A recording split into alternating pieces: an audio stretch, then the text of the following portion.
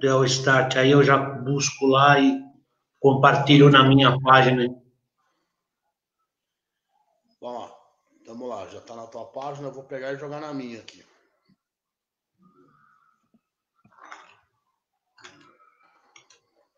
A minha não veio ainda. Na tua página do Facebook, deve estar lá. Ela demora um pouco para entrar aqui. Tá lá. Ah, no da Solange já entrou.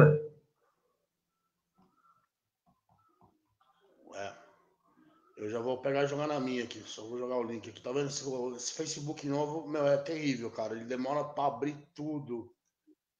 É um perereco. Não, as pessoas que já estão entrando aí, que nos perdoe aí, tem um pouquinho de paciência com a gente aí. Porque a gente não é profissional aqui em casa, a gente vai se virando aos poucos com as coisas. A gente vai, não, vamos aprendendo aqui. A gente chega lá. Ah, entrou aqui, ó. Não, entrou, já tá no ar lá, que às vezes demora pra pescar. Agora eu vou jogar na minha página. Também aí, quem quiser assistir pelo Facebook, Daniel Pereira, também já tá lá. Tá na minha Perdoe página. aí, tem um pouquinho de paciência com a gente aí. Porque a gente não é profissional aqui em casa, a gente vai se virando aos poucos com as coisas. A gente vai, não, vamos aprender aqui. Girando aí, o pessoal tá entrando, 3 pessoas assistindo, aí pedir pra Sol Ah, entrou aqui, ó. Quem for entrando aí, puder dar um compartilhamento pra gente aí, aumentar a interação, a gente agradece aí. Aí então dá um mute aí em algum lugar que tá vazando um áudio aí. Perdoe aí, tem um pouquinho de paciência com a gente aí. Peraí, é o meu aqui. Dá um mute aí. Já dei um. Já parei, depois eu compartilho. 7 pessoas. Se puder compartilhar na página do projeto, eu te agradeço. Tá, eu vou pôr lá, eu vou dar a introdução e enquanto você entra, eu vou compartilhando no WhatsApp também, tá? Tá. Vamos lá? Vamos lá. Vamos aí. Boa noite, senhoras e senhores, bem-vindos à edição do Debates Possíveis dessa terça-feira, 28 de agosto de 2020. O seu segmento sobre debate, conduta, inerência, dialética e interesses públicos. Tudo isso com conhecimento científico e embasamento através da internet na segurança de seu lar em tempos de pandemia. Bom, Ayrton, hoje eu acho interessante a gente dissertar um tema. Nós vamos partir para uma campanha política agora, para um processo eleitoral municipal, e eu acho que a gente tem que tocar numa feridinha, num calcanharzinho de Aquiles da nossa sociedade que chama-se ética e conduta durante esse processo democrático. Eu acho que está faltando um pouco esse lado da nossa cidadania, a gente exercitar um pouco. Seu boa noite, por favor. Boa noite, Dadá. Boa noite a quem está chegando ou quem vai ver depois. É um prazer.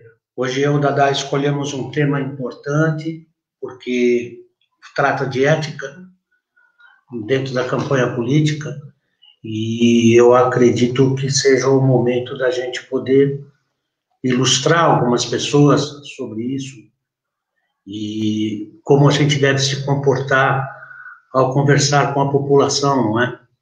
Então, vamos lá, Dadá. Maravilha. A ética, em sua definição moderna, a ética, diante das ciências de normalidade, é o estudo do comportamento, se manifestando basicamente diante de uma escolha, de um dilema ou de uma opção. Na definição da filosofia antiga, a ética é a composição do ethos do indivíduo, suas condutas, até mesmo caracterizando a identidade cultural de um povo. No arcabouço metafísico, a junção das experiências e vivências anterior e a parte da secularidade da transformação da moral, a ética como a transformação da moral. Pós-iluminismo, diante do prevalecimento do homem político e científico, a ética se aplica a dialética, a conduta democrática, muitas vezes permeando o jogo da legalidade. Então, vamos começar definindo. Legal, seria interessante, por mais que a ética deveria permear a nossa noção de legalidade, muitas vezes a legalidade não acompanha a ética. Como é que a gente resolve essa equação? O que é legal e o que é ético? Bom, vamos. Um segundo, Dada, deixa eu baixar. Primeiro que a ética, ela não se confunde com a ética não se confunde com a lei. Lei é lei, ética é ética. É como se fosse assim, digamos, a lei é para todos, a lei regra uma situação dentro de um lugar, você não pode matar uma pessoa, você não pode roubar, você vai ter tantos anos de prisão X por isso, vai ter tanto por aquilo. A ética não. A ética, ela é individual. A ética é um conjunto de valores que talvez venham junto com aquilo que você trouxe na família, ou trouxe do meio que você viveu, ou seja, aquilo que você faria para os outros, que é o que você gosta que fariam para você. A ética, ela garante uma certa igualdade, um bem-estar social. Por quê? Onde a lei não chega, chega a ética. Mais ou menos assim. Por que eu vou pegar o meu lixo e jogar dentro do quintal do meu vizinho? Isso não chega a ser ilegal. É ruim, é feio, não é ético isso, né? A função da lei, da ética, é realmente manter uma ordem social, mesmo não tendo relação com a lei. Embora a lei, esta feita por nós, e que os juízes aplicam, ela tem que ser realmente obedecida, existe uma outra lei, que é essa lei da educação, a lei do bom senso, aquela que faz com que você não saia pela rua dirigindo feito um maluco, né, colocando em risco a vida alheia. Ou seja, são detalhes pessoais que vão muito próximo do caráter da pessoa. Segundo o professor Mário Sérgio Cortella, ele define a coisa muito bem. Ele fala que ética é aquilo que você faz perto dos outros. E caráter é aquilo que você faz quando está sozinho. Ou seja, a ética, ela é derivada da história da humanidade. Ela vem anterior à lei, a qualquer tipo de lei. Já se estudava a ética lá na Grécia, com profundidade, não é? Ela é um ponto de equilíbrio entre a moral e os valores que uma sociedade tem. Isso, enfim, é ética.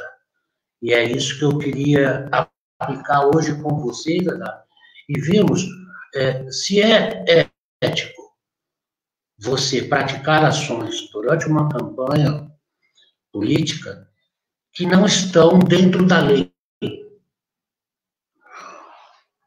Ações que não são éticas normalmente não estão dentro da lei, embora essa parte venha antes da própria lei, que o TRE cuida, os juízes cuidam, normatizam, mas existem coisas que você não deve fazer, primeiro porque a lei não te permite. A lei regra uma situação e diz o teu modo de agir, não é? A partir do momento que você desobedece essa lei, passa por cima da lei, você está tirando proveito da sua concorrência, do seu adversário, você está tirando proveito da população, que não tem obrigação nenhuma de entender tudo sobre lei. É por isso que às vezes a gente se reúne aqui às terças-feiras para dar uma ideia para a nossa população sobre isso. Maravilha, Ayrton. Eu acho que a grande diferença entre a legalidade jurídica e a ética é que a legalidade, o âmbito da lei, ele é consequencialista. Você tem uma infração da lei, você infringe a legalidade, você tem a consequência da punição. É diferente da ética. A ética, por ser fruto do arcabouço moral, ela é muito mais uma escolha pessoal do que a consequência da legalidade coletiva. Exatamente. Então, isso, diante do nosso sistema democrático, gera uma certa contradição. Gera uma certa contradição porque quem está exercendo o poder no momento, se a gente entender que a legalidade é uma questão de poder, ele tem subterfúgios muito maiores para infringir a ética e ficar longe da consequência da lei. Como a gente resolve isso? Como a gente resolve isso? Primeiro, tendo conhecimento. Vamos lá. Eu acredito que primeiro você deveria ter conhecimento sobre a lei. Quando você faz parte de um grupo, como eu faço, do PDT, nós temos lá pessoas para nos assessorar. Ó, faça isso, faça aquilo, isso não pode, é ilegal. Então, parte de você querer fazer ou não aquilo. Orientado a gente é. Porém, de um modo geral, para a população, uma campanha eleitoral é uma grande festa, é uma grande bagunça, todo mundo faz o que bem entende, não é? Quer ver uma coisa que a lei fala? Você pode se candidatar, seja você brasileiro, você pode se candidatar, seja quem você seja. Mas existem algumas regras. Por exemplo, se você é um militar, você não pode usar farda. Pouca gente não sabe isso. Então, a gente pega, por exemplo, um general, que é o general Mourão, que é o nosso vice-presidente. Você nunca vê o general de farda. Ele está sempre de terno e gravata. Por quê? Porque a lei não permite que ele use farda. Agora eu te pergunto, por que alguns candidatos da cidade usam farda para fazer campanha eleitoral? Isso não é ético. Isso não é legal. Você tem que acionar o Ministério Público por causa disso? A gente pode acionar o Ministério Público por causa disso, e o Ministério Público vai tomar as providências. Agora, é justo você acionar o Ministério Público por uma picuinha dessa? É justo você denunciar um colega, um adversário, alguém que mora na sua cidade, que talvez nem saiba sobre isso? Porque existe uma coisa muito superior na campanha eleitoral, que é o dono do partido, o dono dos partidos. E muitos partidos que vão concorrer em nossa cidade e no Brasil todo têm dono. É o caso do PSD, o dono é o Kassab. Lembram do tempo do MDB, do Quércia? Ele era diferente do MDB, lá do senador do Paraná, ele era diferente do senador do MDB, do senador lá de Minas. Ou seja, formavam-se grupos, onde esse grupo exerce uma força sobre o menor participante do grupo e obriga ele a fazer coisas que às vezes ele não sabe que não pode. Entendeu, Dada? Entendeu, gente?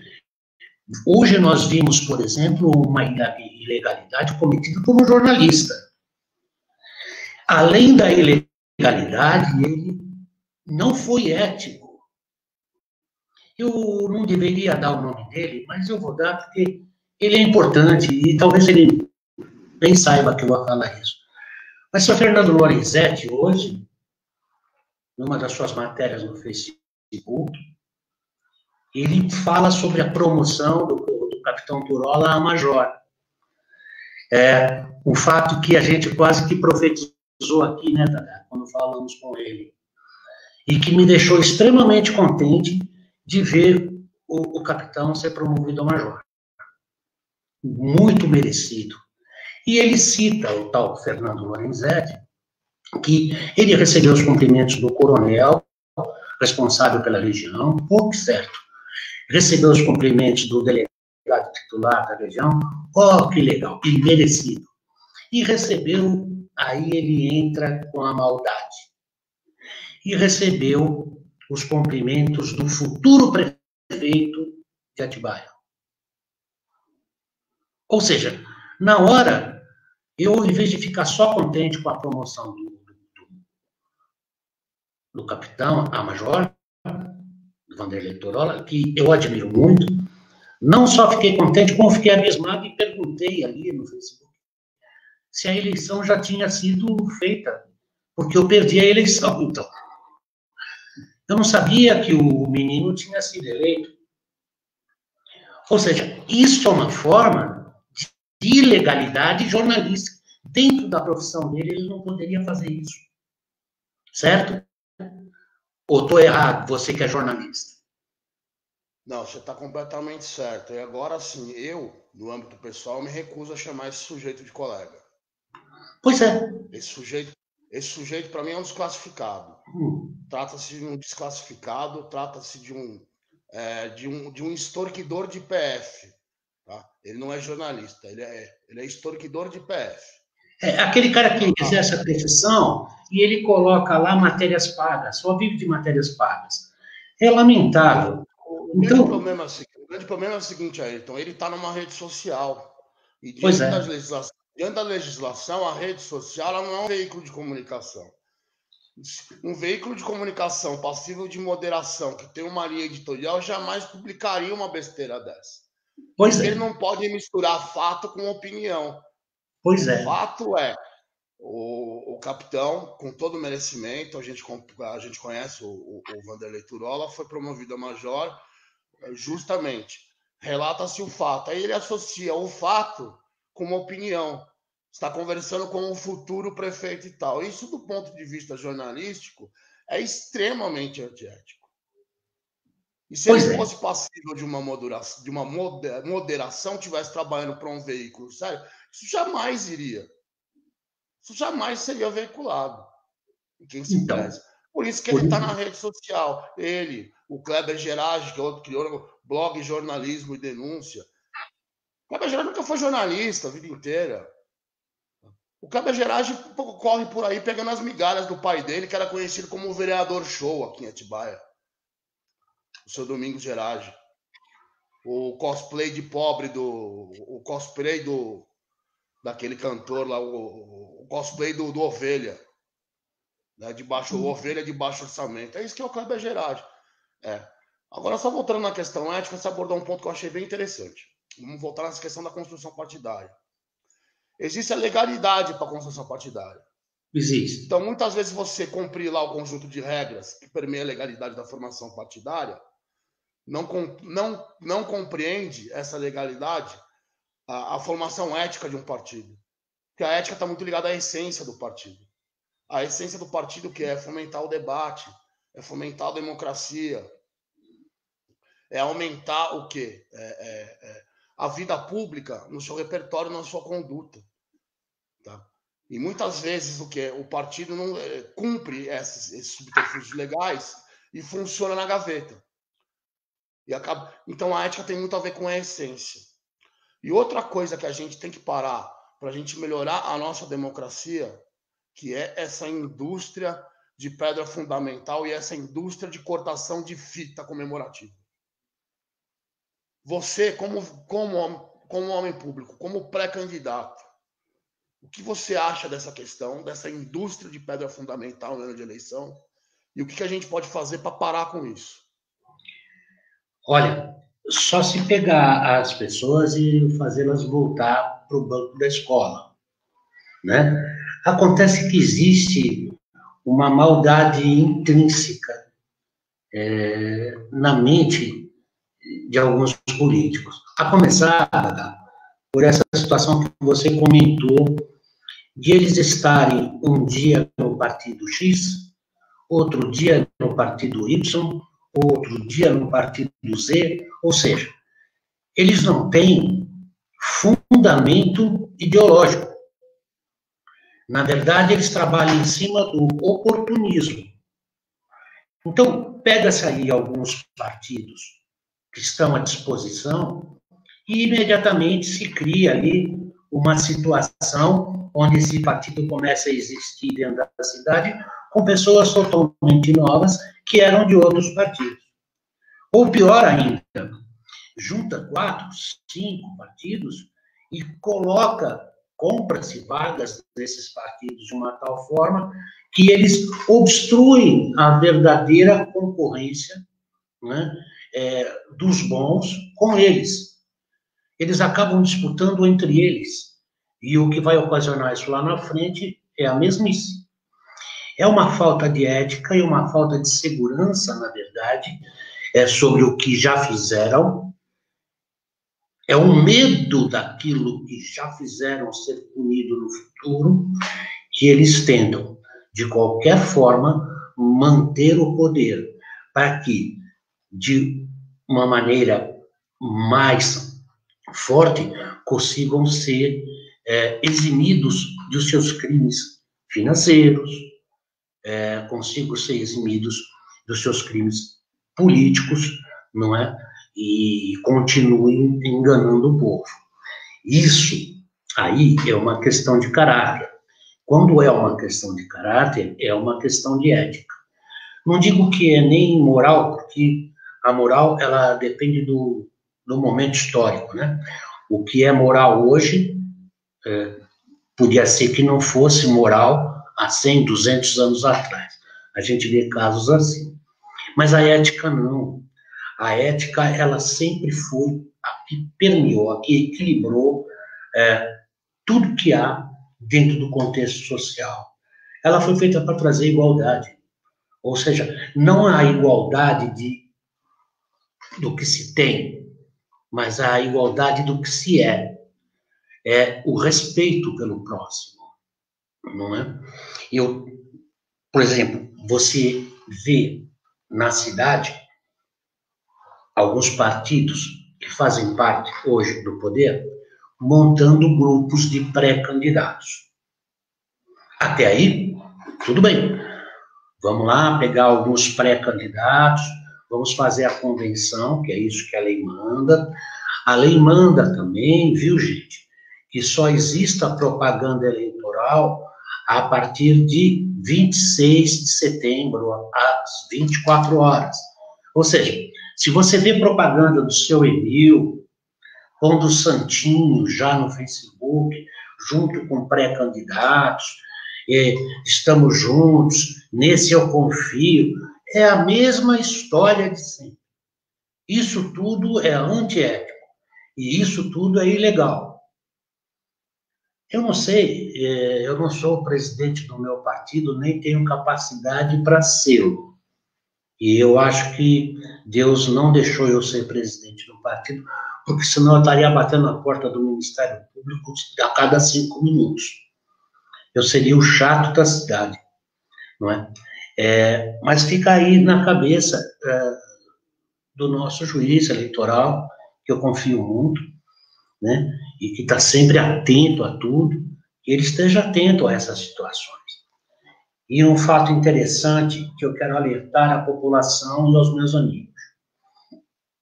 Eu trabalhei a vida inteira com estratégias. Eu tinha que ter estratégias, porque eu entrei numa empresa em 1982, ela tinha uma filial. 30 anos depois, ela tinha 58 filiais e mais 16 empresas. Era uma das maiores holdings do Brasil. E eu tive o prazer de trabalhar das 8 da manhã às 11 da noite nessa empresa durante anos. E nós precisávamos, quando éramos pequenos, ter estratégia. E quando éramos uma empresa média, ter estratégias. E quando éramos uma grande empresa, termos estratégias. Então, eu entendo um pouco de estratégia. E quem entende de estratégia tem que entender também do que o seu adversário está fazendo. Então, o que está acontecendo? Alguns desses partidos que fazem parte dos mesmos, eles estão pegando pré-candidatos extremamente chulos,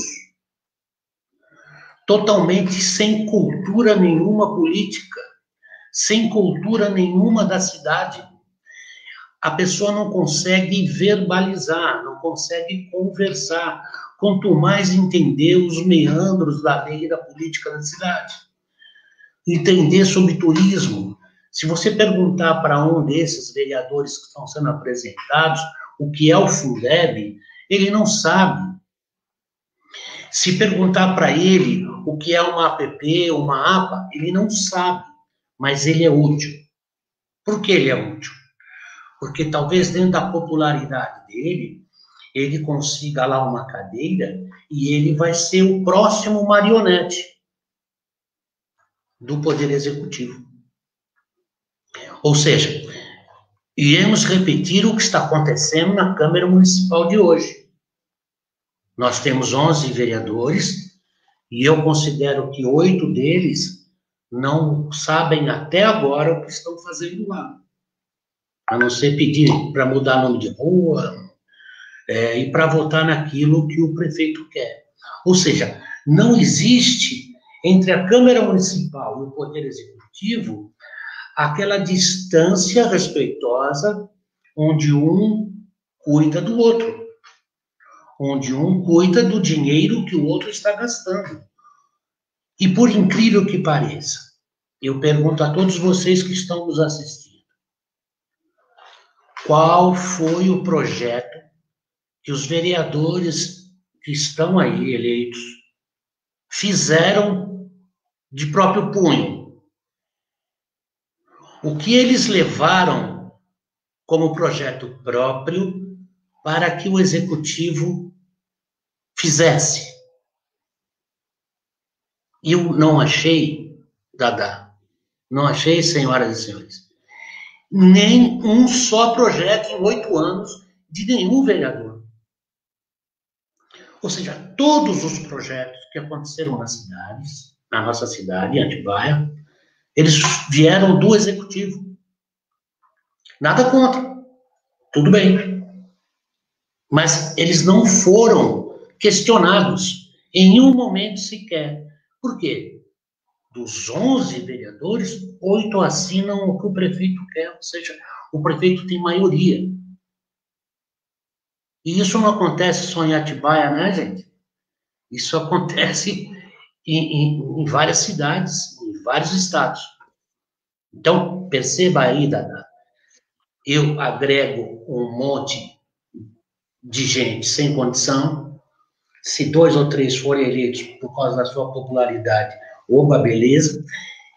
Lá no futuro, ele vai fazer o que eu quiser. Ou seja, eu vou governar como bem entender, vou gastar como bem entender. É isso. Isso não é ético. De jeito nenhum. Essa sua colocação é a prova, é um sintoma de algo que a gente vem detectando há anos na sociedade brasileira como um todo, que se reflete aqui em Atibaia, que é o desequilíbrio entre os poderes.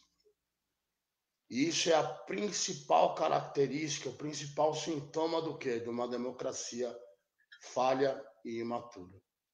Por que ela é falha e imatura? Porque ela é desprovida de ética, porque ela é exercida por pessoas desprovidas de ética e de senso de conduta. A partir do momento que você tem 8 anos, 8 vereadores passando pela Câmara Municipal de Atibaia, sem apresentar um projeto, e pior do que isso também, passando toda a boiada do prefeito sem sequer uma contestação. Não teve um do chamado grupo do prefeito que olhou e falou: peraí, cara, alguma coisa está errada aqui. Mesmo pertencendo ao mesmo grupo político, não é todos os projetos do executivo que vão estar perfeitos. Quer dizer, nós temos aqui, né, como a Câmara, o Senado e o Congresso Nacional, tem um chamado centrão, né? Tem a esquerda, a direita, tal. Enfim, o chamado fisiologismo do centrão. Aqui nós só temos centrão. Nós não temos nem o contraponto ideológico dentro da Câmara Municipal. Por quê? Porque a escolha ideológica é uma escolha da ética. A ideologia anda junto com a ética.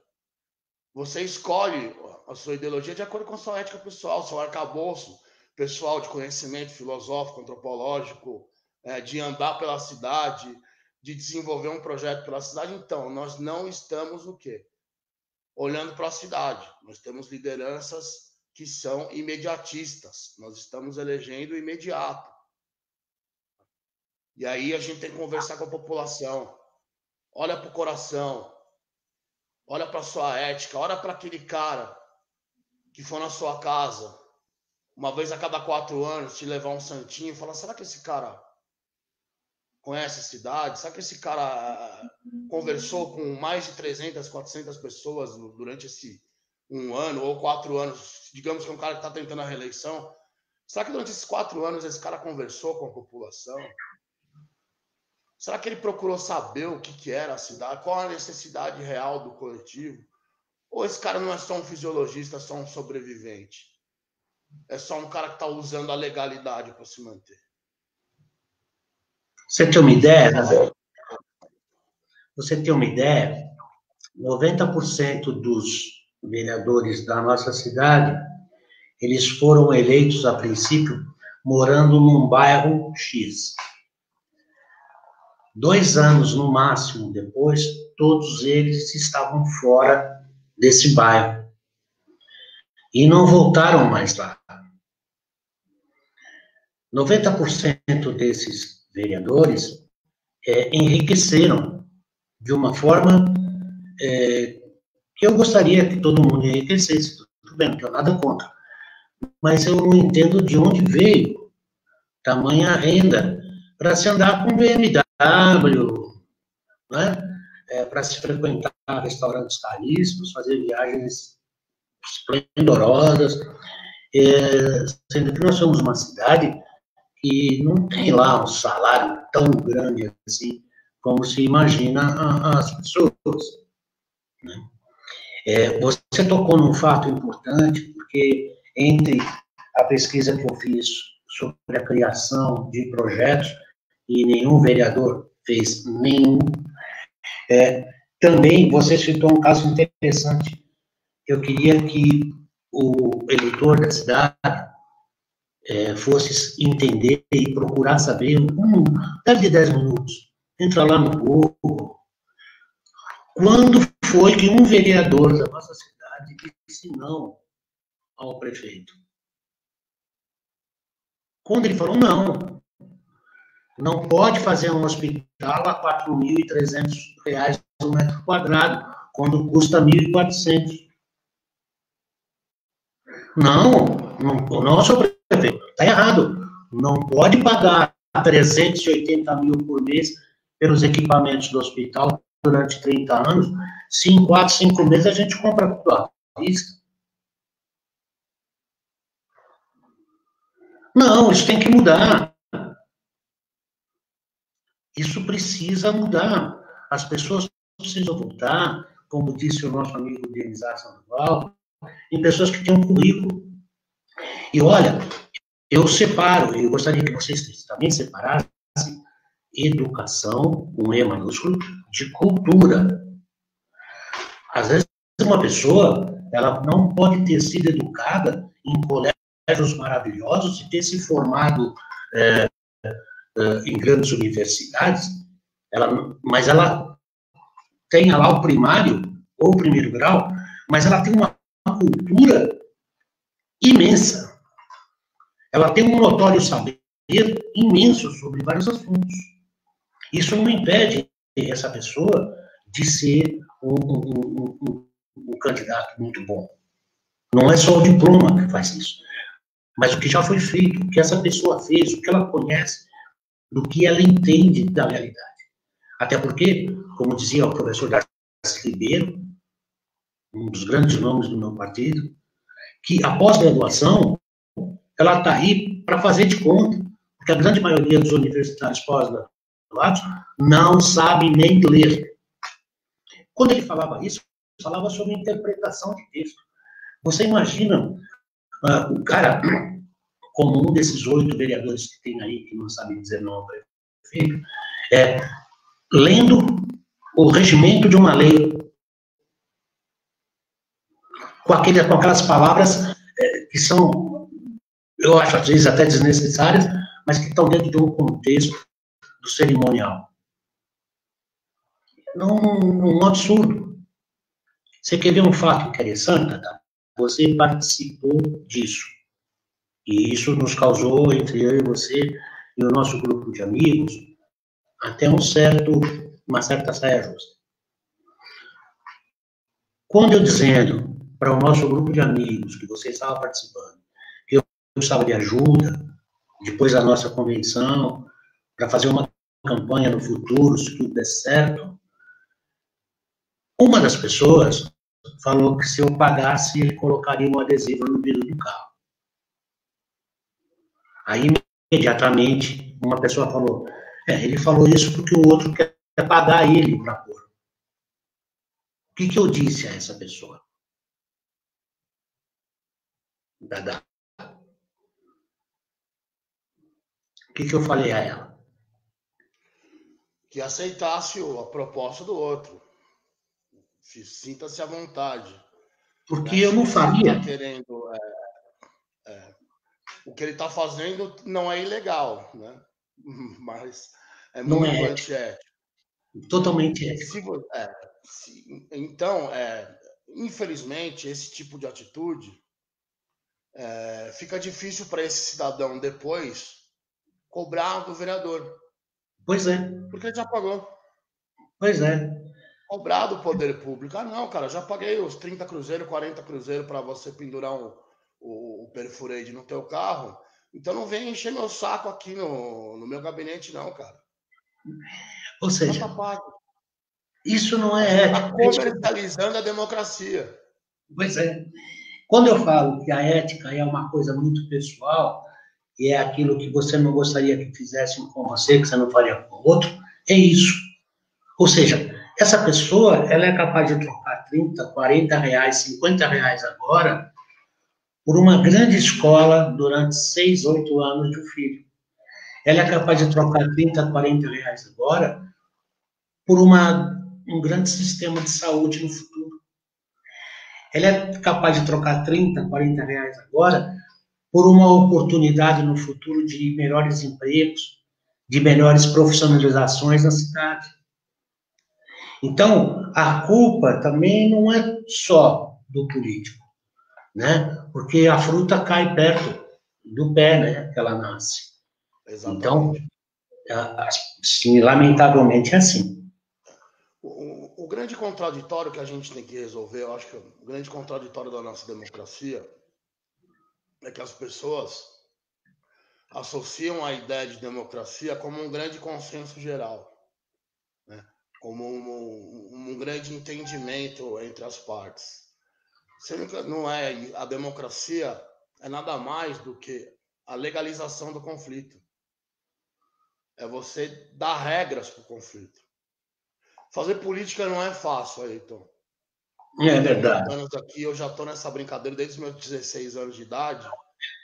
Estou nos altos dos meus 42 e acho que eu já exerci tudo quanto é função dentro da sistemática política, da sistemática democrática. Eu já fui militante, eu já fui dirigente partidário, eu já fui articulador interno de partido, que é um pé no saco de fazer.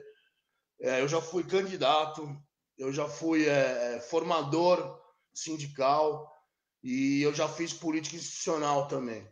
E não é fácil. Muitas vezes você tem que sentar para negociar com quem você não quer. Muitas vezes você tem que dar um sorriso, não querendo dar um sorriso, né?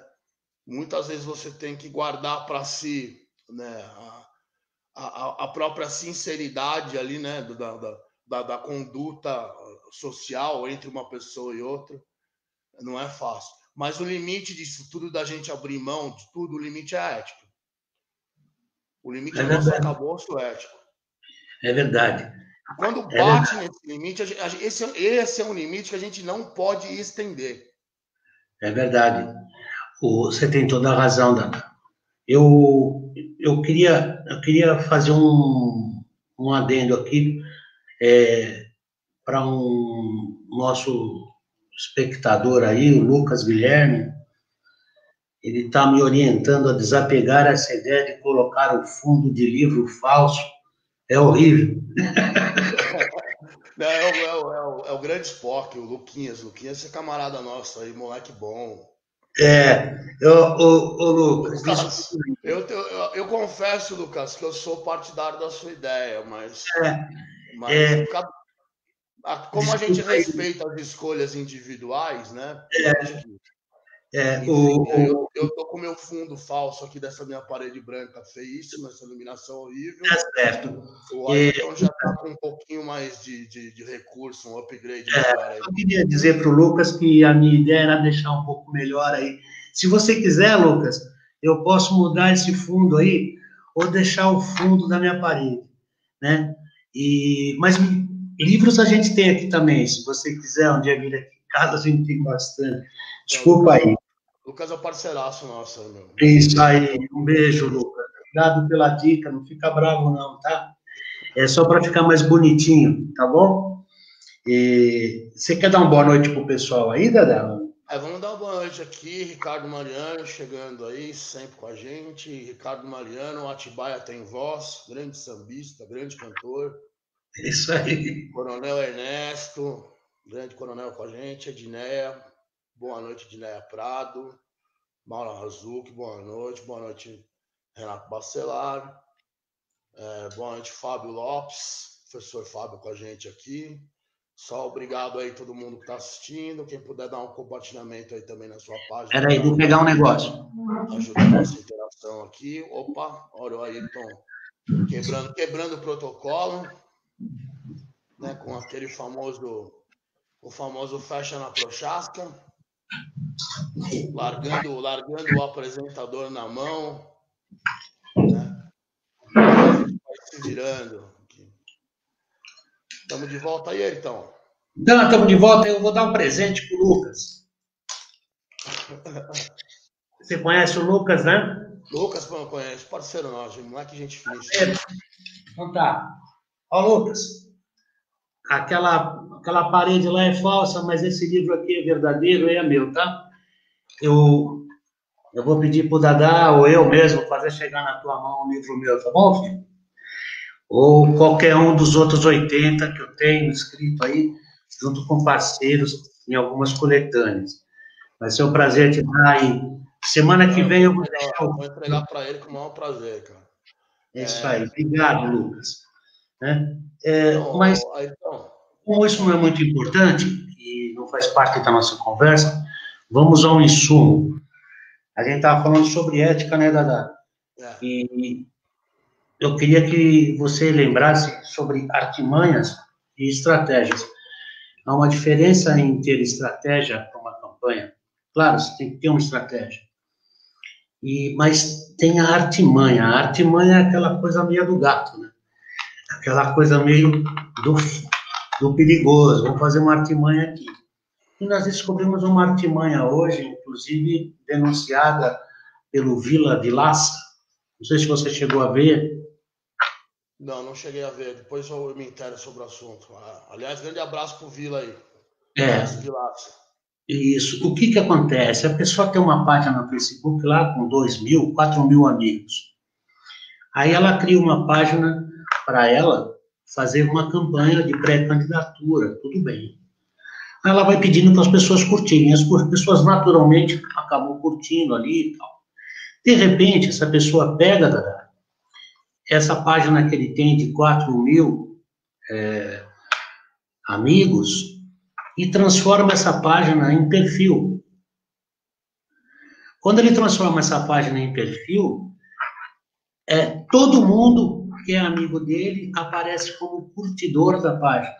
Ou seja, ele entra no algoritmo do Facebook do dia para a noite de 200 seguidores para 4.800, 4.500. o que é uma artimanha, uma coisa feia, e não é ético, entendeu? E isso está acontecendo na nossa cidade direto. É duro, né, rapaz? Você lembra quando a gente fez aquela live com o Denis Sandoval, que infelizmente as redes sociais estão sendo usadas como meio de comunicação, mas eles não estão sendo legislados como meio de comunicação. Por isso a gente falou da questão do marco da internet, de tudo, do caminho que a gente tem em frente a isso, né? Para a gente acabar com a artimanha. Isso é uma guerra na comunicação que existe há anos, né? A gente vê o gabinete do ódio aí. Enfim. É verdade. Mas a lei está pegando... Se a gente deixar a artimanha ser o protagonista do nosso processo democrático, a gente vai sucumbir como povo, como país. Pois é. Em vez de termos estratégias, a gente vai ter só nego fazendo artimanha, ou seja, envolvendo a população no engano e provocando engano. Uma outra coisa... Pode falar. Não, outra coisa que eu lembrei sobre ética é que nós fizemos uma pesquisa e acabamos vendo que um pouco mais de 80% das pessoas, no dia da eleição, elas já vão para a urna para saber em quem eles vão votar para prefeito. Certo? Eles já têm lá uma ideia e já vão lá votar para prefeito. Poucos decidem ali na urna ou votam só na legenda e tal. Mas acontece o seguinte, ao contrário acontece com o voto no vereador. Praticamente, apenas 20% das pessoas vão às urnas já com seu vereador escolhido. Os outros acabam pegando um santinho na rua, acabam pegando até do chão, como aconteceu aqui. Eu lembro que o rapaz que me ajuda aqui no jardim falou que o pai dele fez isso, foi lá, pegou do chão, votou em qualquer um, não sabia nem quem era, né? E isso faz parte, infelizmente, do resultado negativo que a gente tem em várias cidades, como acontece na nossa. Votar em qualquer um para vereador, só para fazer de conta que votou, gente, não é ético. Escolha um, como diz o Denizar, pelo currículo. Escolha um que estão aí à disposição da sociedade, como alguns de meus amigos do partido, professores, pessoal do Conselho Tutelar, pessoal que trabalha na área de assistência social da cidade há muitos anos, pedagogos, né? Gente que faz o bem dentro da sua comunidade, desde cortar cabelo de graça há muitos anos, a pegar as pessoas, colocar no carro, levar no médico. Gente, sabe, que faz alguma coisa pela pessoa. E precisamos parar com esse voto e depois sair cobrando e falando mal de todo mundo. Quando eu penso aqui que eu estou falando mal desses 8 vereadores o tempo todo, não é mal porque não seria ético, tá? É porque eles realmente não têm condição. Eles não têm cultura agregada para desempenhar o papel. Não é culpa deles. Eles foram escolhidos pelo poder do partido para ser isso mesmo, para ser pau-mandado, né? A gente precisa parar de ter vereador pau-mandado. A gente precisa ter um vereador que vai lá, discute e vê o porquê e queira entender melhor, saiba que ele representa uma camada da sociedade ali que elegeu ele, e depois de ser eleito, ele representa todo mundo, não só aquelas pessoas que o elegeram, né? Então, que ele está ali para tomar conta do dinheiro, tomar conta do projeto, tá? Por que é tanta coisa feita de um lado da cidade só e do outro não é feito? Qual a diferença? O que a Fernão Dias tem é um mar morto que tem que abrir para poder entrar alguma coisa para cá. É impressionante pro lado de cá. Agora, na época da eleição, eles vêm todos aqui pedir voto. É um absurdo. Isso não é ético. Desde o jornalista, que não é ético. Esse tipo de conduta dos presidentes de partido, né? Gente que... Nós temos... Essa pergunta do Fábio aqui. Vamos lá. Ele está fazendo a pergunta para você? Fabião, a imprensa atibaense ela é reflexo da imprensa nacional. Ela é idiosincrática com relação a isso, numa proporção menor. Ela é tão refém da verba governamental, né, e ela é tão polarizada na mão de poucas famílias, de poucas pessoas, quanto a imprensa nacional. Apesar de no interior a gente atenuar um pouco isso. Mas aqui, se você pegar o Jornal Atibaense, é da família Baceto, o jornal Atibaia Hoje, de um cara que não tem nem diploma, que é outro desclassificado, que eu me recuso até a falar um nome em voz alta. Então ela tem esses problemas e tal. E ela tem um grande problema também, que é o apoio velado. Mas isso aí é um problema do jornalista. Esse apoio velado diante do processo político é um problema sério. Eu não sou contra o jornalista se assumir.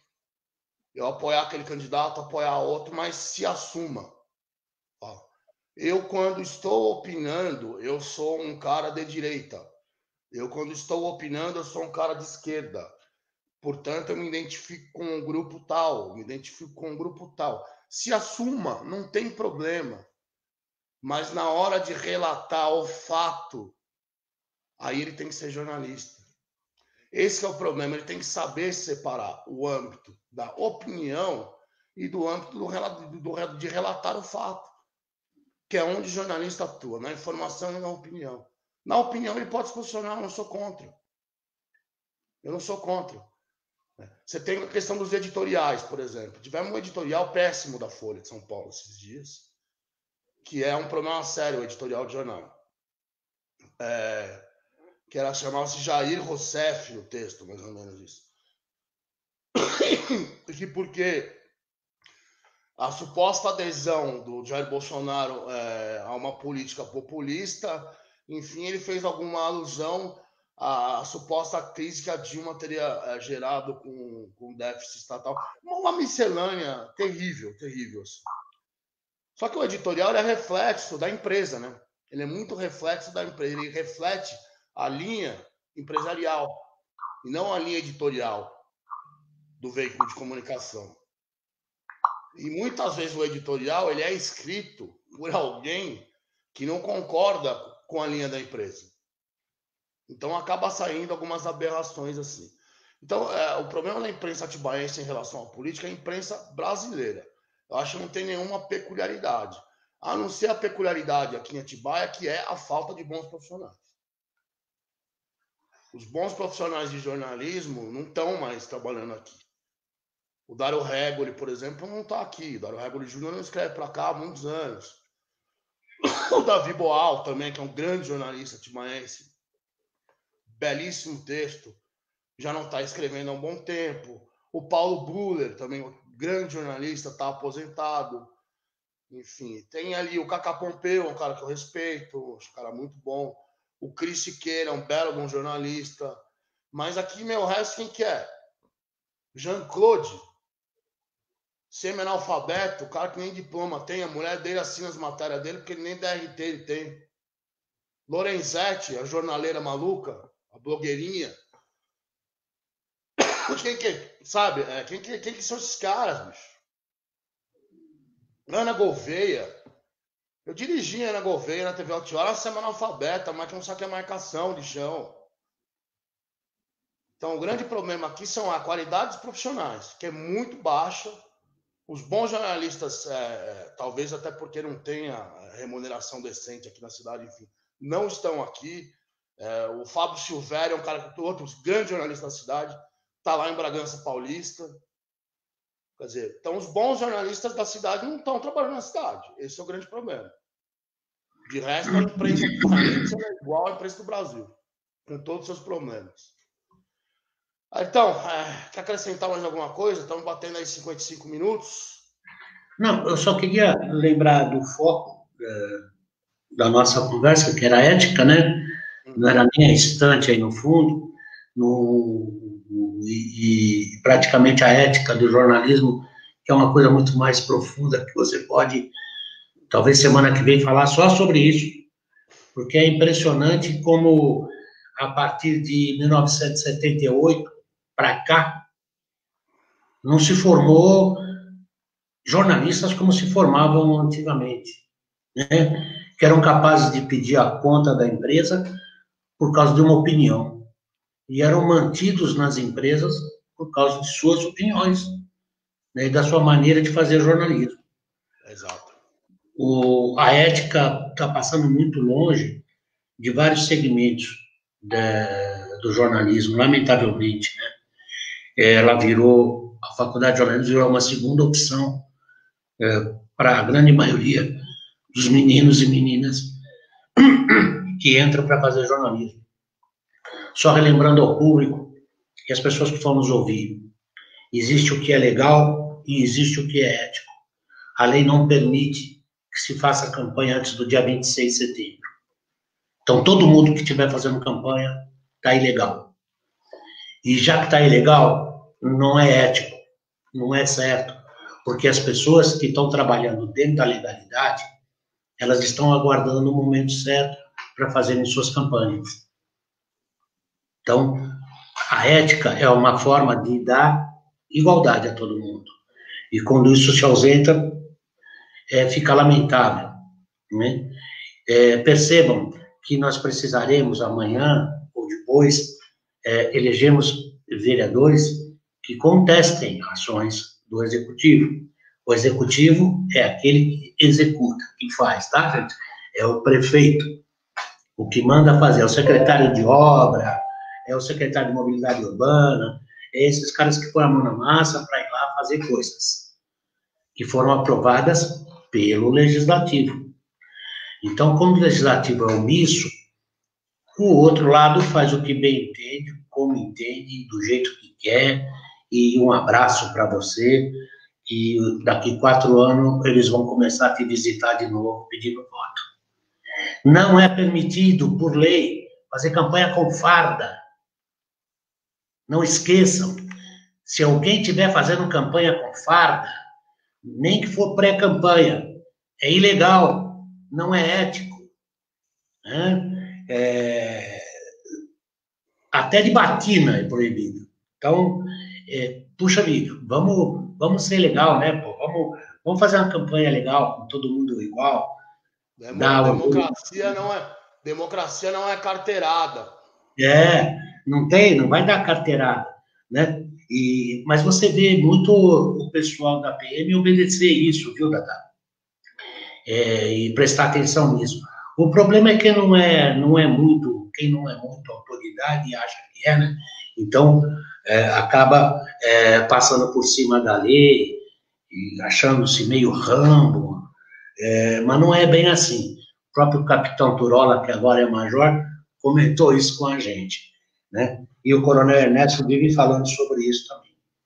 Lembre que dos projetos que o senhor vereador nunca fez, então procure escolher um vereador legal.